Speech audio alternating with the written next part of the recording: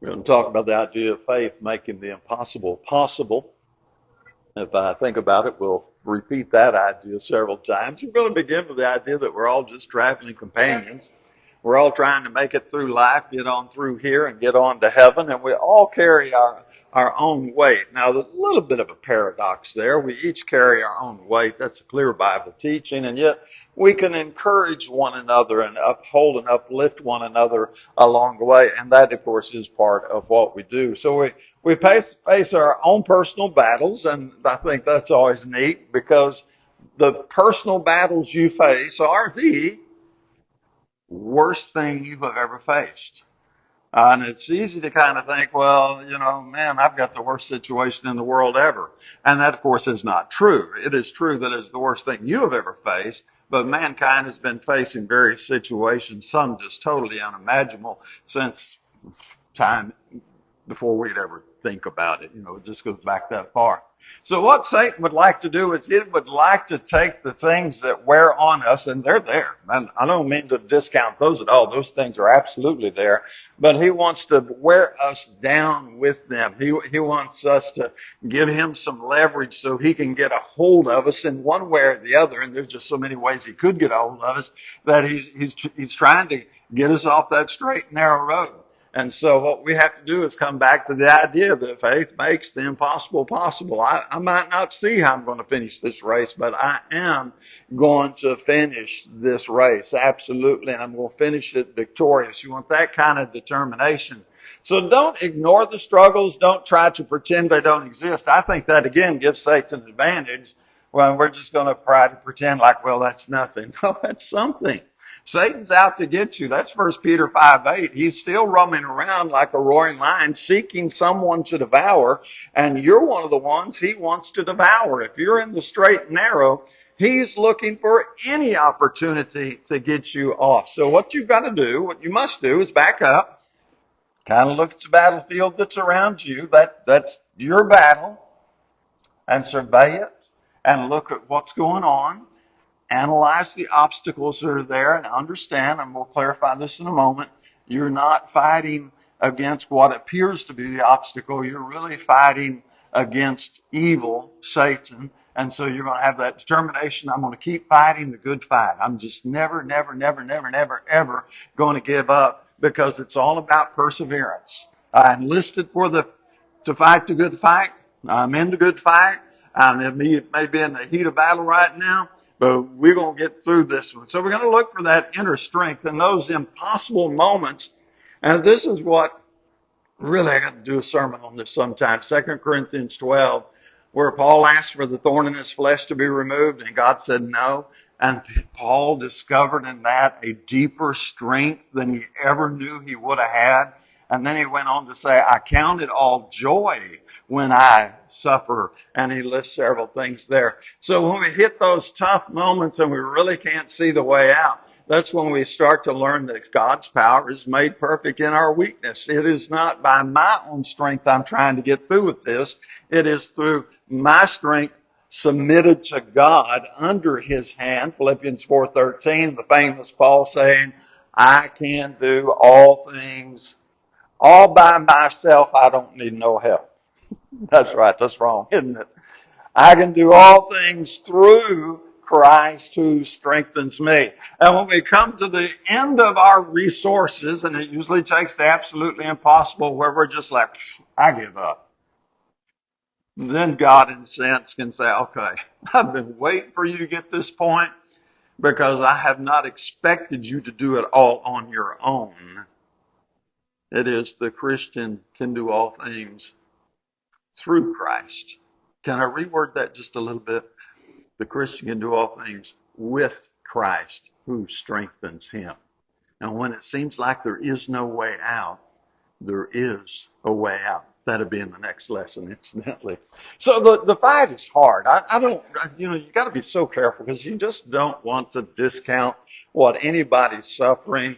But with God, nothing's impossible. That's what Mark 9:23 would tell us. We have literally survived everything life has thrown at us today, which I think is a wonderful little statement. It may be a little cliche, but you have.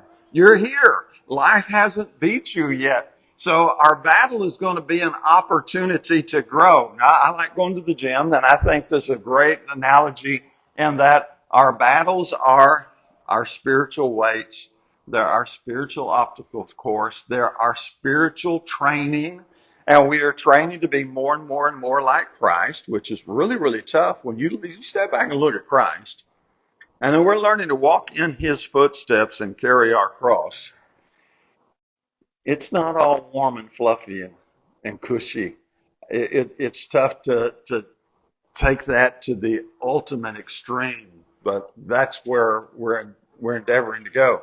So we're going to take our battles as an opportunity to grow our faith, grow our resilience, kind of back to I've survived everything life's thrown at me so far, to look beyond this life. And I think that helps a lot. And it's now the young people aren't going to get this, but now if you're past 50, definitely if you're past 60 or 70, isn't it helpful to look beyond the tombstone and look past it and go, oh yeah, I'm in my, absolutely in my third quarter, probably in my fourth quarter. We could debate that later on. But the finish line looks better and better. It definitely looks closer and closer. And then you start looking at what's beyond, and you think of Colossians 3, 1 and 2, where Paul said, set your mind on things above. And that's where you're aiming at. Absolutely where you're aiming at. That's where eternity is. So our battles are an opportunity to get in here and exercise and to develop and to prove ourselves and to grow. That's what we do. So now what we're going to do is look at 4 potential strong points for you to work on to help give you that faith that makes the impossible possible. And I'll try to tie that together as best I can. So we have love, peace, and joy, and I come at those from 2 angles. You have those as the fruit of the Spirit in Galatians 5:22, love, joy, and peace there. And then you have Ephesians 3:19, where he talks about the love that surpasses knowledge. And then you have the peace that passes understanding, Philippians 4, verse 6 and 7. And then you have the joy inexpressible, full of glory, 1 Peter 1 and verse 8. Now, these are here for us that Satan's going to try to take it away from us, of course. And let's go to the spiritual battle for just a second. Paul tells us to put on the full armor of God so that we'll be able to stand firm against the schemes of the devil. For our struggle is not against flesh and blood. Now, this is where Satan's going to get a lot of us. We're going to be in a situation, let's just, without endorsing any candidate, let's just make it political a second.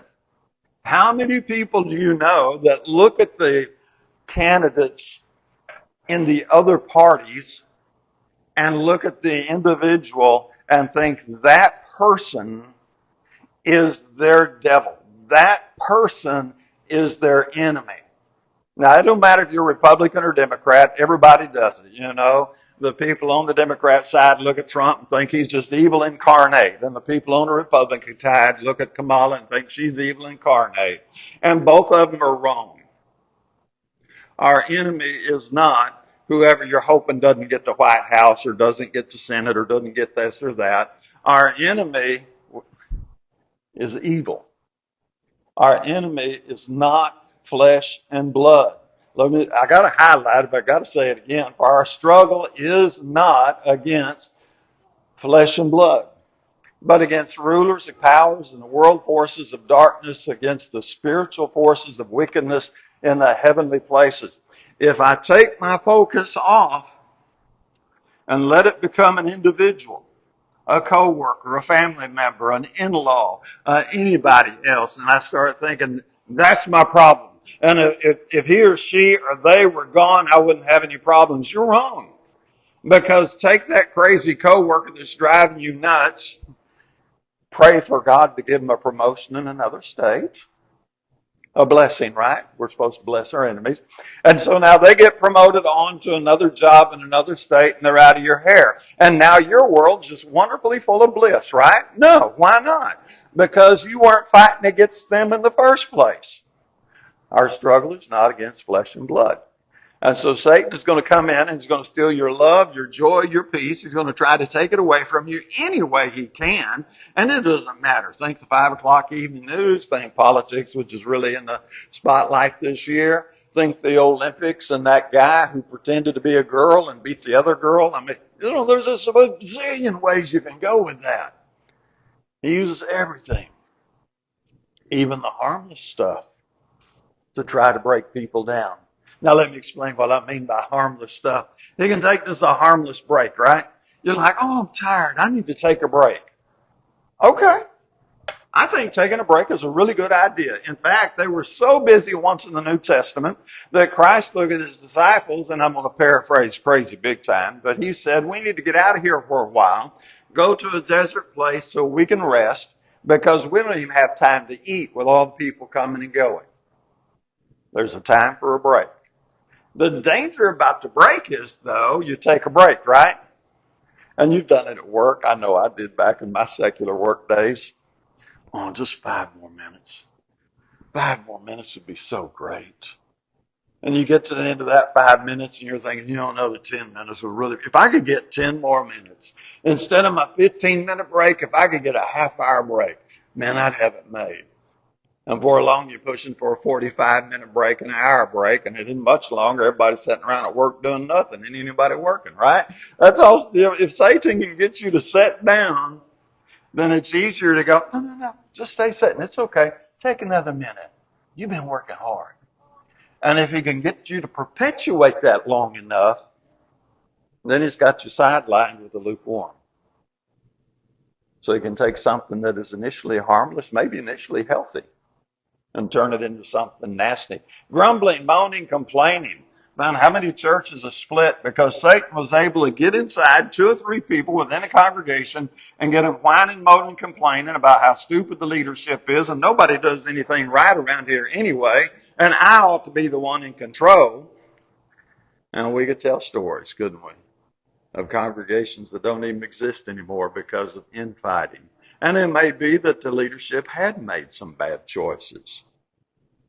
That's all Satan needed, was to get a hold of somebody who was willing to split things up for it. So he'll use anything he can to steal your love, your peace, your joy. It can be worry. I know a lot of people just love to worry. They think they're doing something noble when they worry. Insecurities, loneliness, moaning, complaining, self-doubt, self-rejection, victim thinking, and just on and on and on that list could go. And what he does is he takes that love, peace, and joy, which should be our weapon. Now that's a little odd to say it that way, but your love is your weapon. For God so loved the world that he gave his only begotten Son. And that love, that is God, John 4:8, God is love, was the greatest weapon Satan ever faced, and he couldn't defeat it. Because Christ's will, his food, was to do the will of the Father. He was in love with walking. See, when you get that love, doesn't sound like a weapon, does it? But it is a weapon. And your joy is a weapon. So you take somebody like me who likes to go to the gym, and I like walking in. And I know gyms don't smell real good, but now Planet Fitness don't smell real bad either. And you walk in and you go, oh, I like being here. And I take Archer with me, and an hour and a half later, we'll be walking out, dripping with sweat, high-fiving each other because we had a good time. Our joy, in an illustrative manner, was our weapon that kept us there doing what 99 people out of 100 would never ever do because they find no joy in going to the gym. It's all misery. Oh, I got to get up and change clothes. I got to drive all the way to the gym. I don't know how to check in. What's that piece of it? That's a treadmill? What do you do on that? For how long? Are you crazy? And everything they see is misery, misery, misery, misery, misery. And so they stay in their recliner eating potato chips, drinking sweet tea, getting fatter and fatter and more miserable and out of shape, wanting to know why isn't life working out for them. Their joy was stolen from them. And if Satan can steal your joy from, it's more blessed to give than receive, Acts 20:35. If he can steal your joy out of Bible reading, if it's Bible reading time and you're like, oh, I got to do that, don't I? Satan just got leverage right there. He's ready to reel you in. He's got the hook. He just needs to set it and start pulling you in. If he can take your joy out of serving your brethren and going to the hospital or nursing homes or wherever else you like to do your volunteer work, if he can steal your joy, but if you have that joy, what I'm trying to say is that's your weapon. If you like doing what you're doing, and I'll give you this, find your niche, find your little niche, as some people like to say, find where you fit in. And when you fall in love with it, you got the weapon of love, and now you got the weapon of joy.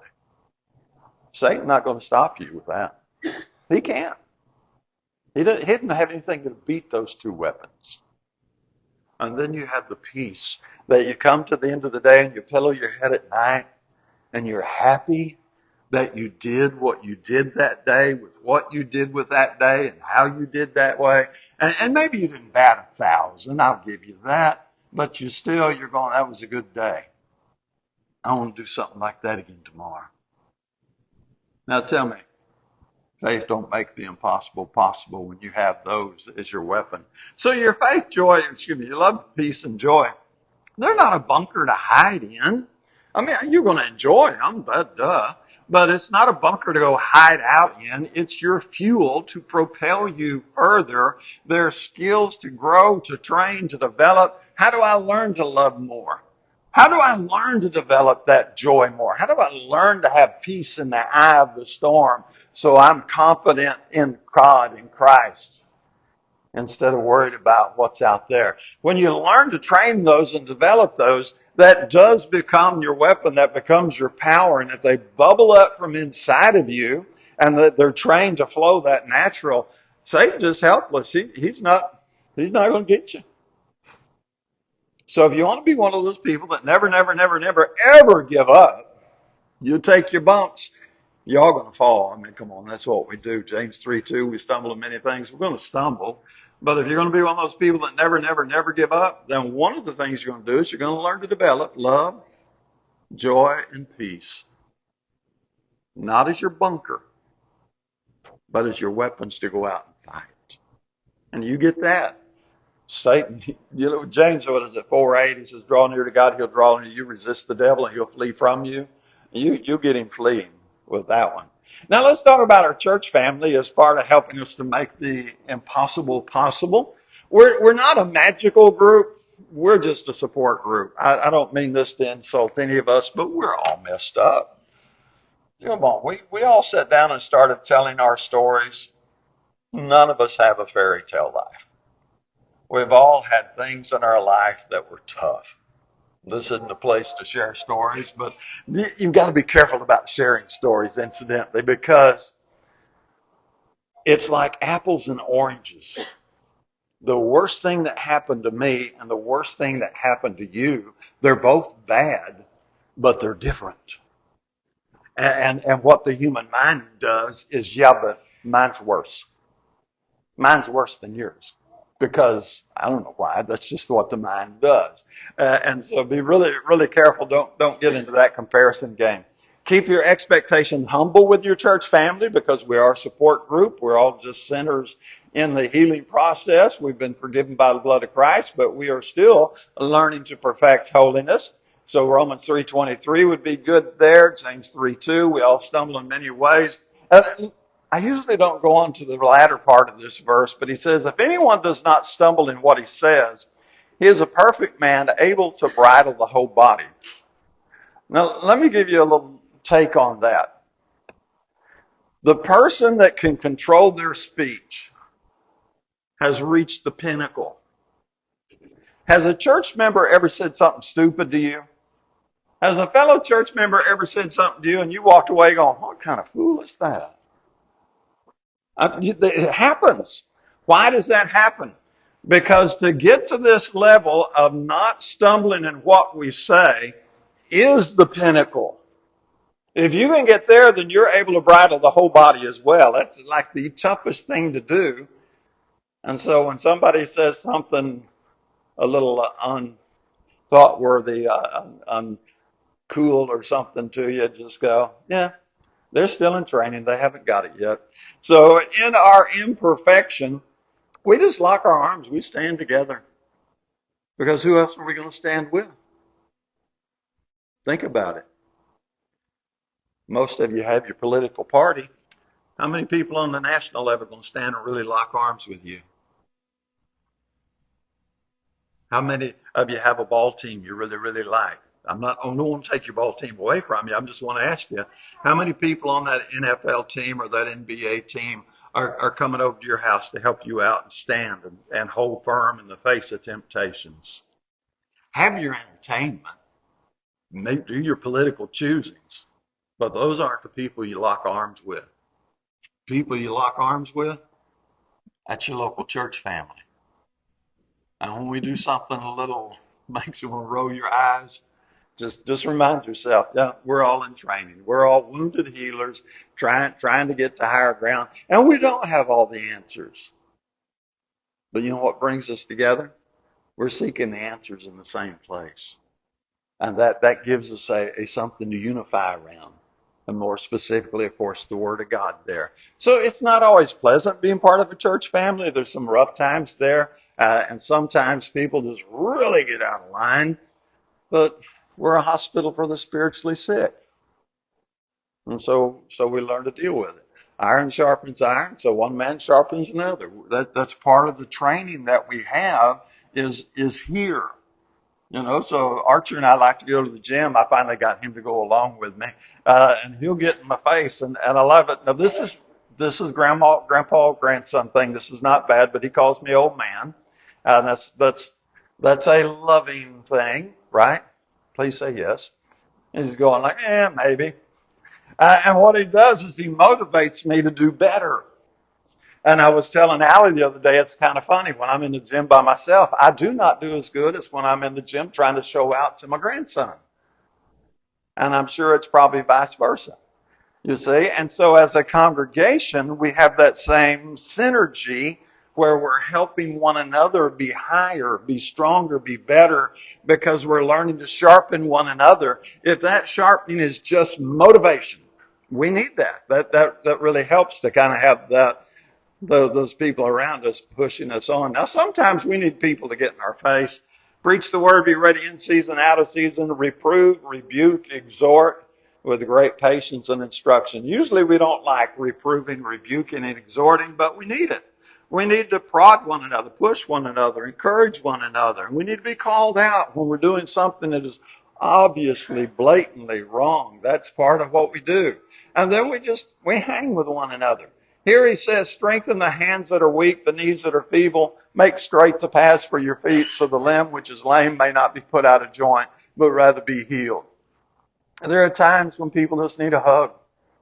They don't need a word, they don't need a lecture, they just need somebody to come up beside them and, give them a hug and say, I'm thinking about you. If I had the answers, I'd give them to you. I just don't always have the answers. So your church family, they're wonderfully important. But ultimately, we work out our own salvation with fear and trembling, Paul would say in Philippians 2:12. So we each choose our path. But if you want to be one of those people that never, ever give up, then really get involved in your church family. I didn't say get peripherally involved in your church family. It's really get involved with your church family. Make this so critically part of your life that you would go, I don't know how to survive without my church family. I just couldn't be one of them people that went to church twice a year. I don't know how they do it. I don't know how they do it. But most of Pine Bluff lives that way. Isn't that crazy? Let me get on to the next. I'm going to run out of time. I'll get quicker here. We're not alone at facing anything new. This is one of the games Satan plays on us. There's been 106 billion people live on the planet. That's an estimate, of course. And then we go, well, Solomon said there's nothing new under the sun. And then we get in a situation, and out of the 106 billion people, and everything that's ever happened to you or me has happened more times than we could ever count going back 6,000 years. I'm certainly not the first person that ever suffered X, fill in your blank. But when it happens to me, I'm the one and only exception in all 6,000 years of humanity of 106 billion people. I'm the only one that's ever been treated this nasty. Life's just not fair. And that's Satan getting inside our head and going, you poor thing, life's not doing you right. You know, if people really knew who you were and really respected you, they'd give you more honor. You wouldn't have had to go through this. And he gets inside our head, whispering like he's our buddy. And he's going to stir up bitterness and resentment and hate and anger. And if we'll start playing that pout game, who do we just give leverage? Al. And he will work it and work it. So David had to flee because of Saul's jealousy. He lived a life as a wanted man. They wanted David dead or alive. They thought David was homesick once. They wanted to kill him on his sick bed. Elisha had to flee from Jezebel to save his life. She was out to get that man. Paul's list of sufferings in 2 Corinthians 11, starting about verse 24, are unimaginable. You know, read through them sometimes. You're like, wow. And then Rome killed Christians for entertainment. Roll that one around a second. I've been called a couple of nasty names. Woohoo! Yeah, that's not that bad. When you think back in that day, they caught you being a Christian. They took you to the Colosseum and said, let's see how long they last against the lions. Let's set them out there with nothing but their barest robe and see how long they last against a gladiator that's got armor and a sword. And the arena was full of people cheering that nonsense on. When you get tired and weary, go back to Hebrews 11 and look through the Hall of Fame of Faith. It's not easy being human. Ask yourself this. The stuff you went through, or you're going through, had I not been a Christian, would I have avoided it? And I have an idea that 99 times out of 100, my answer would be, no, I'd be in the same place I am now. I just wouldn't have God in my corner. I wouldn't have heaven to look forward to. Matthew 10, that's where he tells us to take up his cross and follow him. So if you want to be one of those people that never give up, and start looking at the Bible characters. Start looking at the things they went through. And you know, when I do that, and I look at Paul especially, I'm like, yeah, I've got it pretty good on this side. I'm not saying it didn't have some bad stuff. I'm just saying I didn't go through what he went through. And finally, this is our last one. You got to look at what you're sowing. Satan hadn't retired, so he's still out to get you. And he wants us to sow to the flesh. So Galatians 6 and 7, don't be deceived. God's not mocked. Whatever you sow, that you'll also reap. For the one who sows to his flesh will from the flesh reap corruption. The one who sows to the Spirit will from the Spirit reap eternal life. Don't lose heart doing good, for in due time we will reap if we don't grow weary. So you got to really look at what are you sowing? It is so easy for us, especially folks like you're kind of in my situation. How long have you been a Christian? I was baptized into Christ in all earnest and sincereness and understanding when I was 25. I'm 66 now. So I've been doing that for 41 years, to do my math right? And so, how long have you been doing it? And some of you have been doing it longer than my 41 years. And it's easy to get in a rut, a routine. This is just what we do. And you think, well, I've been doing what we always do. I'm a good person. Well, yes, you are. But it's possible to get to that place where you just go through the motions and you're really not sowing what you think you're sowing. It's possible to do your reading, not to seek God and get closer to God, but just so you can check the box in your daily Bible reading. It's possible to do your daily prayers, not because you're really seeking the counsel and closeness and that communion with God, but it's just routine. I get up in the morning, I pray. I go to bed at night, and before I fall asleep, I pray. Those things that look really good on the surface can have a lukewarm heart on the inside. What am I really, really sowing here? And this is where you look at the man in the mirror and you really dig in deep there. Paul would say, test yourselves to see if you're in the faith. Examine yourselves. And this is one of our strengths, because when we get down there to the very core, if we find out our fire has grown lukewarm, that is our problem. And now we can stoke it back up, and we can get more growth and mature. We can let go of the old. We can move on to greater maturity. When I was a child, I spoke like a child, felt like a child, reasoned like a child. I became a man. I put away childish things. What childish thing do I need to put away? That's a question just to ponder. What thing do I need to put away? What is it time to move on past?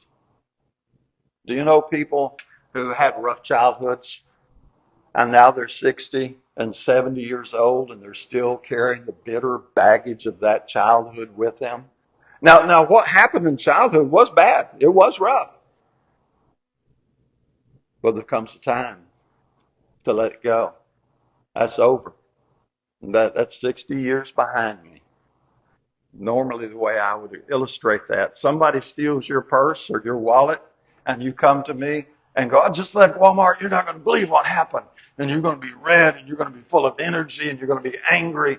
And I'm like, did you get the police report? Did you catch that rat? You're going to, and I think, okay, the day it happened, I'm not arguing with that negative energy at all. I'm like, absolutely, I'd be livid too. A month later, 6 months later, a year later, you come to me, I'm never going to Walmart again.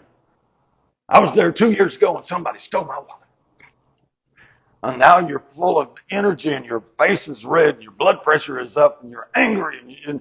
No, let it go. Go back to Walmart. Do a little shopping. Pay those higher prices. What are you sowing? This isn't a spiritual sprint. We're in a marathon big time. So we're sowing with a view to excelling. Are we really? Because Paul talked about in 2 Corinthians 7:1, perfecting holiness. And, God did create us for this. We were created to climb. So what we do is we climb as high as we can. We get to the next peak. Stop and look around a minute. Enjoy the scenery. But don't sit down. Look for the next higher peak to climb. Because the power that's in us, greater than anything. What do we say? 1 plus God's a majority. And you're a majority. So if you want to be one of those people that never give up, then you have to get brutally honest about what you're really doing in your spiritual life. What are you really sowing here? And if you're really sowing what God created us to sow, you're just going to get stronger and stronger, and Satan's not going to be able to touch you. So you can't quit. You don't ever quit. Don't do that. You can't quit and win. Don't fear the things you're going to suffer. Be faithful unto death. That's what we do. That's how we stay the course. Don't fear those who can kill the body, but cannot kill the soul. You're going to give up the body sooner or later. Let it go. Set your mind on heaven. Colossians 3, verse 1 and 2. The race is long, but the end is coming, isn't it? And for some of us, the end's a whole lot closer than it used to be. But the oddity of that is we never know when the end is going to be. But I know it's going to be. Last slide, we'll have our song. Faith makes the impossible possible. Maybe I should add Hebrews 11:6. Without faith, it's impossible to please God. So here we are. We're struggling. We're ready to do the best we can. As the song says, all things are ready. And I believe God has given us everything we need in His Word to excel in life in a way that pleases Him. So when this life is over, He can say, well done, thou good and faithful servant. If you're not delving into those things, I encourage you to do so. If you're subject to our public invitation, let's help you. All you got to do is stand and sing.